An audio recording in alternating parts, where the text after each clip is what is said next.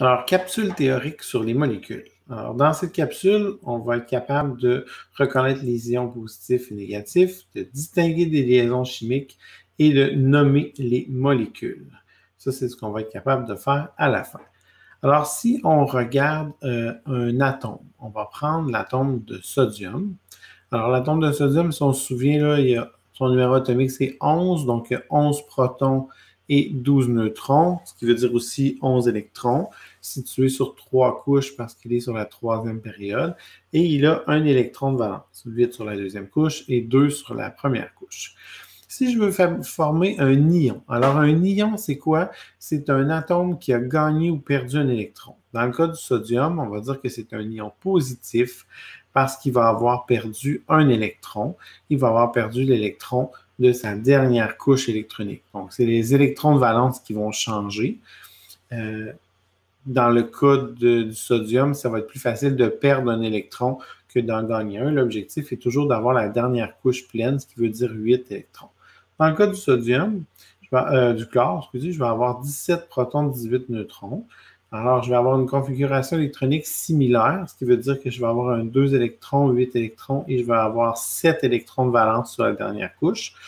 Lui, il va former un ion négatif, ce qui veut dire qu'il va aller accaparer un électron d'un autre atome. Alors, on va aller vers une configuration de 2, 8, 8. Alors, il va combler la dernière couche électronique à ce moment-là.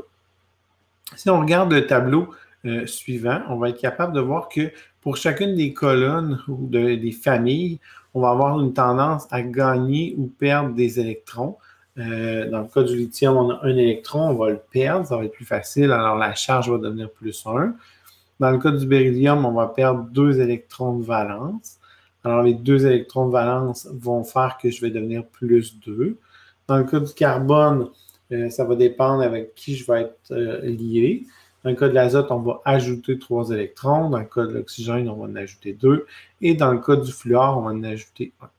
Pour ce qui est de la famille des gaz inertes, à ce moment-là, eux, on ne rajoute absolument rien parce que ce sont des atomes qui sont stables.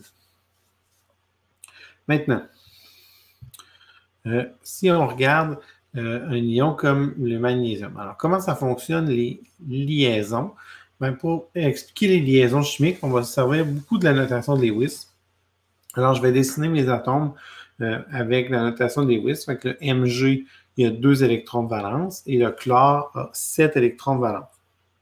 Alors, ce qui va se passer, c'est dans le cas d'une liaison qu'on appelle ionique, c'est que le chlore va aller chercher, va aller voler les électrons magnésium. On avait dit que le magnésium faisait partie de la colonne 2, donc il va faire un ion 2+. Et je vais avoir mon chlore qui va venir chercher un électron, ce qui va faire un ion qu'on va appeler un ion négatif de -1. Ça, c'est une liaison ionique. Ça veut dire que on va avoir une liaison avec des ions. Ça va toujours être un métal avec un non-métal qui vont, dans le fond, s'attacher ensemble. Ça, c'est pour la liaison ionique. Dans le cas d'une molécule ou d'un atome non-métal avec un non-métal, on va avoir, par exemple, l'oxygène. Si j'ai 2 oxygènes ensemble, ça va me former du O2. Alors là, j'ai représenté en Lewis. Alors, qu'est-ce qui va se passer? Dans le fond, c'est que ça va être un partage d'électrons qui va se faire entre les deux. Et on va appeler ça une liaison covalente. Une liaison covalente, ça veut dire qu'il n'y a personne qui gagne les électrons. On va avoir un partage entre les deux atomes. Tout dépend de l'électronégativité, ce qui veut dire la capacité de l'atome à venir tirer sur les électrons. Ça, on va avoir ça avec un non-métal, avec un autre non-métal ensemble. Cette liaison-là, on l'appelle covalente. Maintenant, si on regarde comment on fait pour nommer les molécules. Alors, pour nommer les molécules, il y a 4 règles à respecter. On nomme le deuxième élément en premier, on modifie son nom en E, on ajoute un de, on nomme le premier élément et on ajoute les préfixes de quantité au besoin quand on veut nommer une molécule. Alors, si je veux nommer une molécule simple, on va commencer par quelque chose de simple pour ce faire. On va commencer avec le HCl. Alors, le HCl, on commence par dire chlore, donc c'est du chlorure. Donc ça, c'est le premier mot qu'on nomme, c'est celui, le deuxième élément, chlorure de hydrogène. Donc, on ne dit pas de hydrogène, on va dire d'hydrogène. Alors, on va nommer le premier élément après. Je n'ai pas de quantité à rajouter là-dessus. Si je fais un autre exemple avec la molécule qu'on a vue tantôt, qui est le MgCl2. Alors, le MgCl2, c'est encore une fois un chlorure, mais là, j'en ai deux. Ça veut dire que ça va être un dichlorure de magnésium. Parce que le Cl2, j'en ai deux, donc dichlorure de magnésium. Si je fais un autre exemple avec du CCl4, bien là, ça va être du tétrachlorure, parce que j'ai 4 chlores, tétrachlorure de carbone. Ça, c'est quand on a des atomes simples.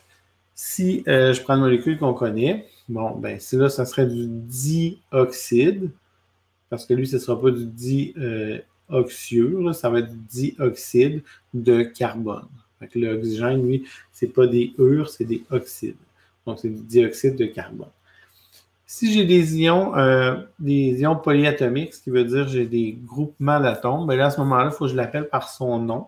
Et dans ce cas-là, ce serait du hydroxyde de sodium. Alors ça fait le tour de ce qu'on doit être capable de faire. Si on regarde ce qu'on avait vu, on a appris à reconnaître les ions qui étaient positifs ou négatifs. Dans le cas de mon tableau, dans le fond périodique, bien, tous les ions Li, Be et B, ce sont des métaux, donc ça va former des ions positifs. Le NOF, donc les non-métaux, eux, vont former des ions négatifs parce que ce sont des non-métaux. Et dans le fond, le carbone, lui, va varier en fonction avec qui il est attaché parce que c'est dans la catégorie des métalloïdes. Et l'hélium, eux, cette catégorie-là, ne feront pas d'ions parce que ce sont des atomes qui sont stables. Ensuite, on a été capable de distinguer des liaisons chimiques. On a la liaison ionique qui est faite d'un métal et un non-métal et la liaison covalente qui est faite de deux non-métaux ensemble. L'ionique, c'est un gain d'électrons ou une perte, tandis que la covalente, c'est un partage. Et on a appris aussi à nommer les molécules, ce qui veut dire qu'on est capable de nommer différentes molécules en respectant les règles. On commence toujours par le deuxième atome et on termine avec le premier. Alors ça sera un chlorure de lithium, tandis que l'autre, ça serait un fluorure de lithium à ce moment-là. Et ça nous permet de nommer les molécules. Alors, c'est ce qui complète la capsule sur les molécules dans les rappels de chimie secondaire 5.